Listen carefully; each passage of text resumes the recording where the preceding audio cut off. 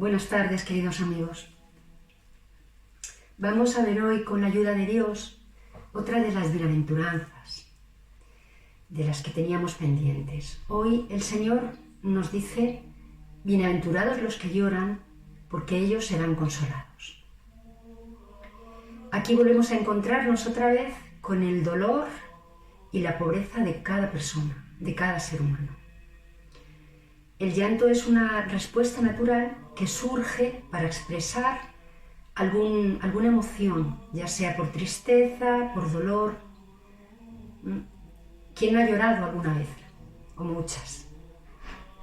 Jesús también lloró, sintió un dolor profundo y auténtico que le abría a una relación de verdad, ¿no? de proximidad con el Padre y con el prójimo.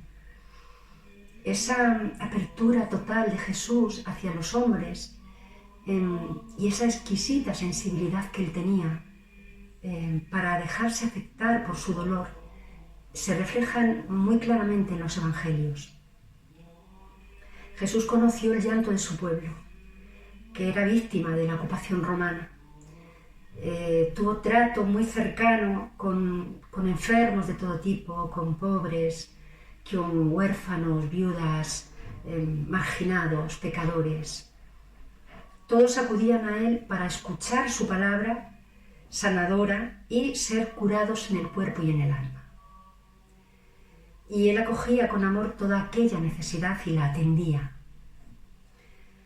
Pero Jesús en esta bienaventuranza no se refiere al hecho físico de derramar lágrimas, porque las lágrimas normalmente son eso, la expresión de un dolor, de un sufrimiento, pero a veces también puede ser la expresión de una alegría, ¿no? De una emoción positiva, buena.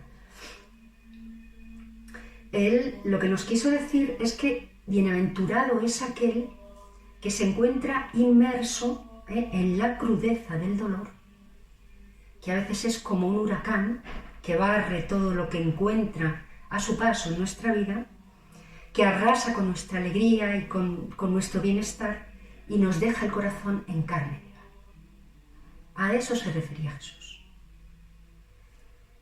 Esas circunstancias en las que el sufrimiento toma el control de nuestra vida, pues nos sitúan, nos colocan frente a nuestra pobreza y nuestra fragilidad y nos ayudan a ser conscientes de lo que somos realmente, de lo poco que somos.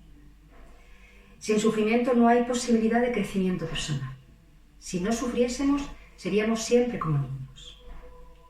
El sufrimiento es verdad que cuando nos abruma, cuando se nos da en exceso, también nos puede desestabilizar. Hay personas que por sufrimiento durante la infancia, pues han tenido después una vida muy desestructurada, ¿no? De mayores y con muchas taras. Pero el dolor bien vivido, y ahora veremos cómo se puede vivir bien, pues nos ayuda a crecer, nos ayuda a ser conscientes de lo que somos realmente, nos pone frente a la realidad, nos abre también al sufrimiento del prójimo, nos hace permeables al dolor también de los demás y, por encima de todo, nos abre a la acción, ¿no? Y a la ayuda de Dios, nuestro Padre. Desde el punto de vista del cristiano, pues esto que os decía ahora mismo, ¿no? El dolor nos abre una relación con Dios. Porque mientras estamos bien, con Dios y con el prójimo, porque mientras estamos bien y nos sentimos fuertes, pues tenemos un poco la fantasía de que nada nos puede vencer, ¿no? De que somos como unos pequeños titanes que podemos con todo, ¿no? y que no necesitamos ni a nada ni a nadie, que nos bastamos a nosotros mismos porque creemos que todo va a ir siempre bien.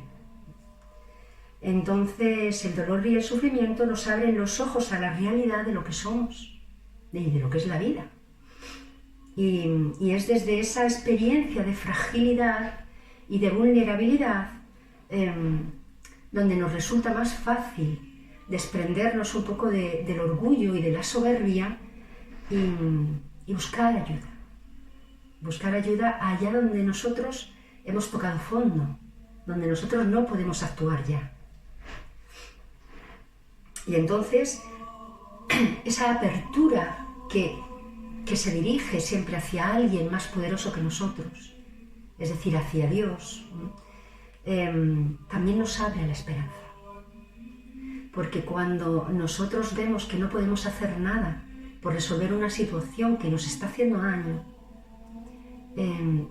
recurrir a la ayuda de Dios, que es el Todopoderoso, el que lo puede todo, nos mantiene en la esperanza de que, aunque nosotros quizá no podamos, Él sí puede. Y entonces, pues en esa experiencia de dolor, sentimos que estamos sostenidos, ¿no? por la compañía, por la presencia y por la ayuda de Dios. Decía San Pablo en la segunda de Corintios, creo que era, decía: estamos atribulados por todas partes, pero no abatidos, perplejos, pero no desesperados, perseguidos, pero no abandonados, derribados, pero no aniquilados. Siempre y a todas partes llevamos en nuestro cuerpo los sufrimientos de muerte de Jesús, para que también la vida de Jesús se manifieste en nuestro cuerpo. Esa es un poco la experiencia que frente al dolor tiene un cristiano.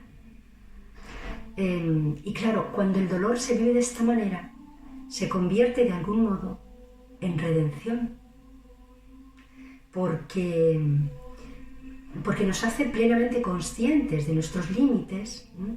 y nos acerca a Dios, en quien confiamos, ¿no? Nos une a Jesús, que varón de dolores, ¿no?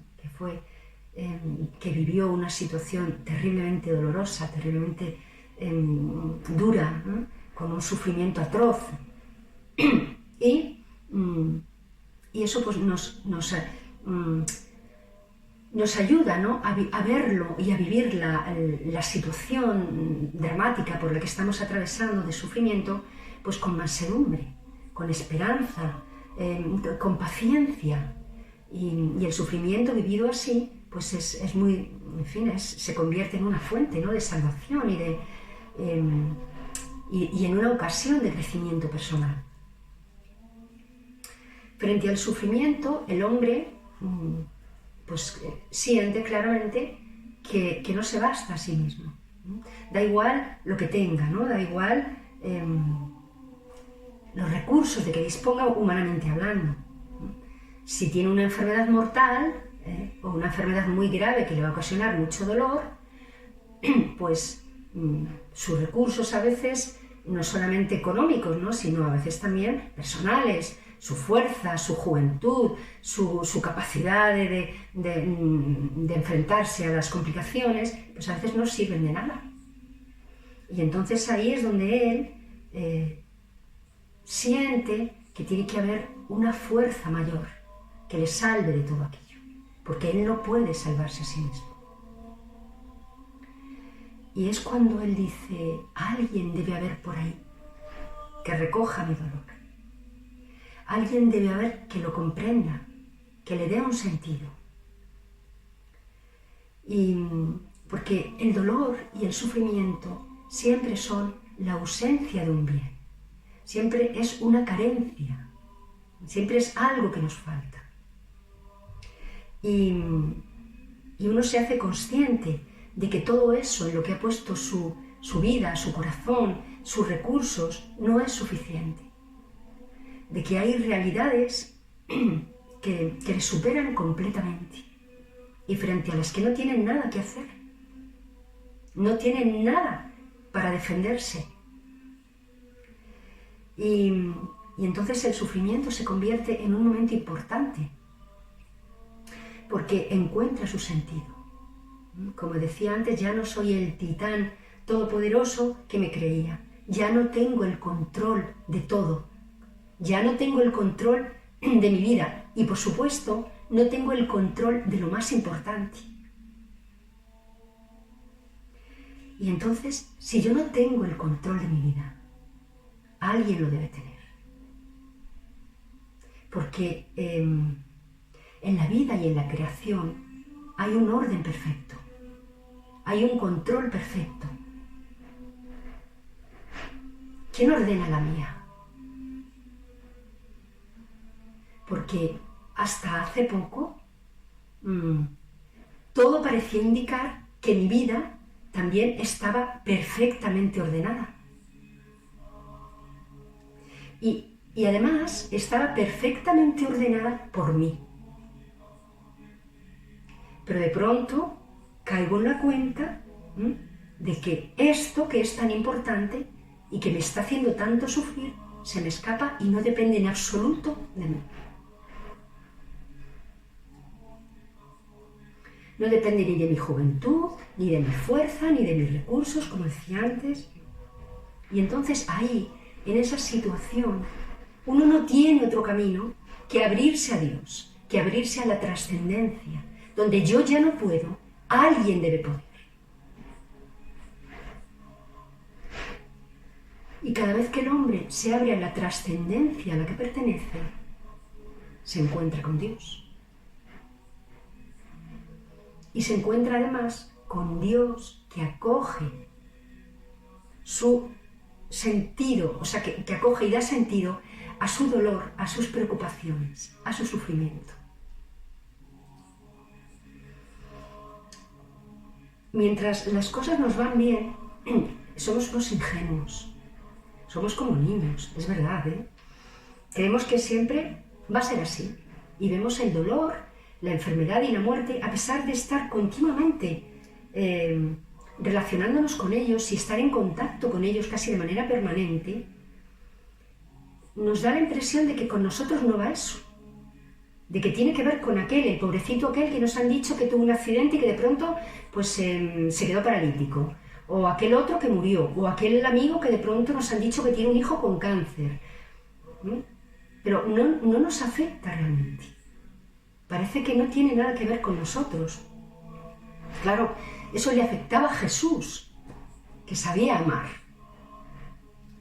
que vivía completamente abierto a las necesidades de los hombres. Pero nosotros no sabemos amar de ese modo. Nosotros, la verdad es que somos muy poco sensibles al dolor y al sufrimiento de los demás. Y hasta que no sentimos el mordisco en carne propia, pues no nos caemos del guindo.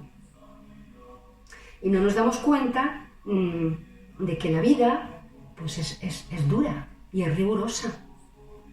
Y de que no es la maravilla que nosotros creíamos. Hace falta que nos muerda la realidad para que la podamos ver y la podamos experimentar y sentir en todas sus facetas, ¿no? En toda su extensión. El llanto y el dolor siempre tienen un efecto catártico. Siempre que nos encontramos así cara a cara con una situación de mucho sufrimiento, se produce en nosotros una catarsis. Nos sacan de nuestros mundos de yuppie. Y entonces nos damos cuenta de que la vida no es una broma, ni es un juego. Y que aquí no venimos a jugar jueguecitos, ni a disfrutar solamente, ni a pasárnoslo muy bien. Que hay otras cosas que amenazan nuestra felicidad. Y bueno, pues de acuerdo que la vida es un misterio para todos y que el dolor también lo es. De acuerdo que el hombre es un misterio para sí mismo. De acuerdo que no sabemos lo que es la vida ni a qué venimos a ella. Pero hay algo que parece claro.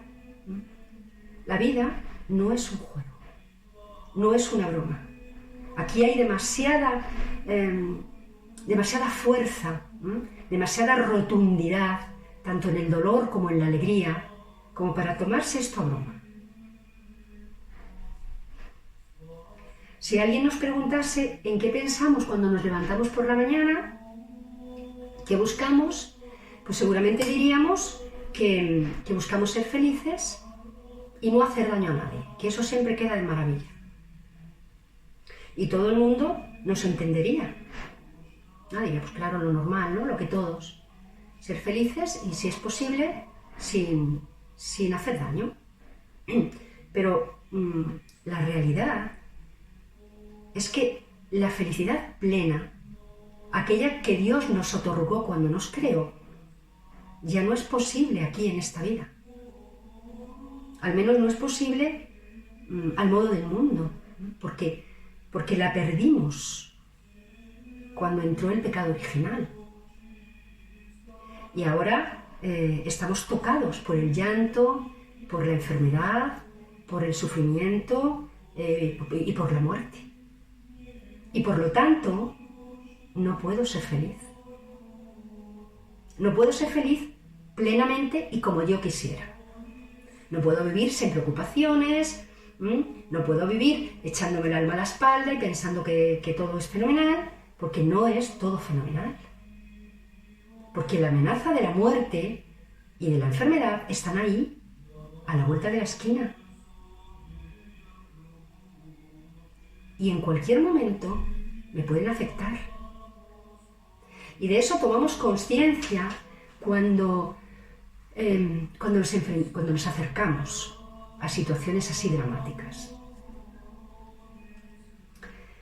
Y claro, cuando uno ve esto de cerca, ¿no? Cuando uno ve que sus hijos se van a morir, cuando uno se encuentra con la enfermedad grave de un hijo, ¿no?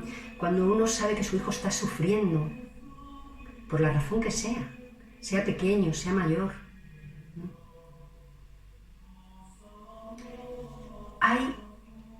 Hay como un caerse del guindo, ¿no? Como decía hace un momento. Ya la vida no es eso que yo pensaba. Porque estoy viendo que las personas a las que más quiero se van a morir. Y están sufriendo profundamente. Y yo no puedo hacer nada. Nada. Da igual que venda todo lo que tengo. Da igual que empeñe el resto de mi vida en esa tarea. Porque seguramente no depende de mí. Y entonces, para que nosotros podamos vivir en una paz relativa, tiene que haber alguien que les diga a nuestros hijos y que nos diga a nosotros: bienaventurado tú, porque lloras, porque serás consolado. Y es ahí cuando encontramos esperanza y cuando encontramos sentido al sufrimiento. Cuando sentimos que hay alguien que puede salvarnos de la muerte. Bienaventurado tú que lloras, porque serás consolado. Porque en tu fragilidad, en tu incapacidad, me has buscado. Y es ahí y ahora donde yo puedo consolarte, donde yo puedo actuar. Si no necesitamos nada de nadie, si no necesitamos nada de Dios, ¿qué va a hacer Dios? Dios necesita que nos abramos a Él para poder actuar. Dios no viene violando nuestra intimidad. Dios no viene con manipulaciones como hacemos los hombres. Dios espera que le llamemos, que le busquemos. Y entonces, y solo entonces, actúa. Y actúa con toda su fuerza, con todo su poder, con toda su capacidad, con todo su amor. Y entonces es como si Él nos dijera: has dirigido tu mirada a la mía, que llena el universo. Mi mirada, que llena el universo. La has apartado por fin de tu ombligo, ¿no? Y de lo pequeño, de lo que tú puedes controlar, de lo que tú puedes manejar, para mirarme a mí. Bienaventurado, porque ahora puedo consolarte, puedo actuar. Y claro, desde ese punto de vista, el sufrimiento es una bendición. Porque entonces ya no estamos sin poder hacer nada. Entonces hay esperanza de que Dios se apiade, tenga misericordia de nosotros y nos ayude. Y hay otro tipo también que no quiero dejar de mencionar antes de terminar. Otro tipo de llanto, de dolor, al que Jesús también hace referencia en esta bienaventuranza. Y es el dolor por nuestros pecados, que también es un dolor importante a veces, ¿no?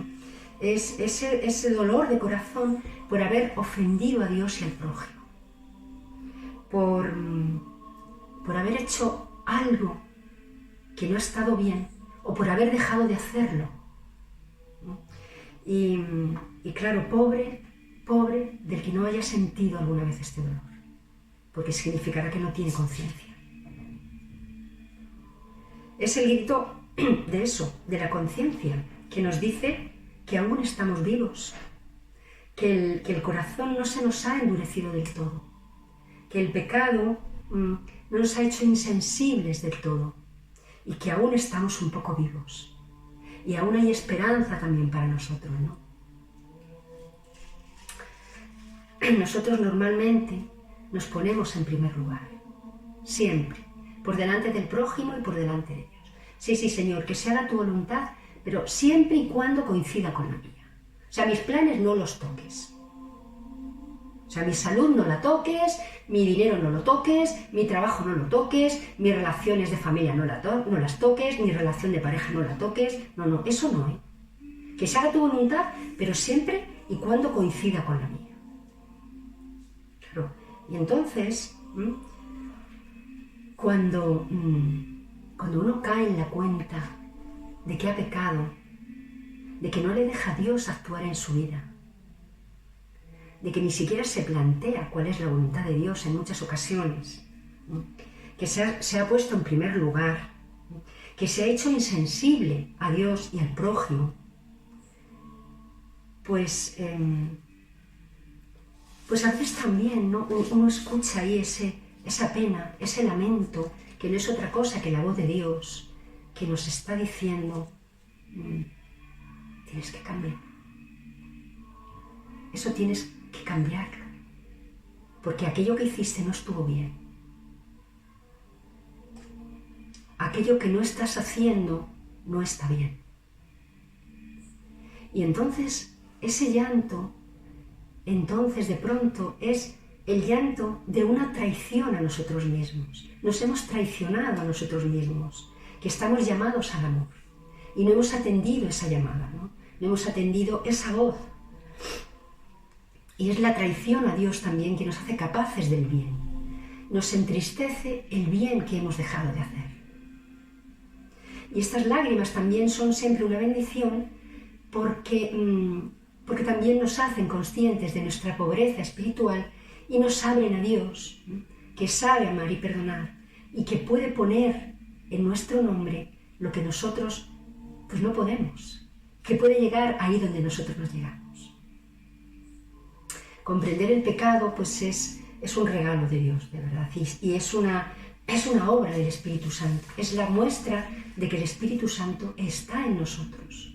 Cuando la conciencia nos toca, nos dice, cuidado, por ahí no, o esto que hiciste o aquello que dijiste, eso es muy buena señal. Así que bueno, pues dejamos aquí la charla, que ya son 23 minutos, y bueno, pues espero que os haya ayudado un poco, y bueno, pues queda pendiente la siguiente bienaventuranza, y nos vemos en un par de días. Un abrazo, que vaya todo muy bien.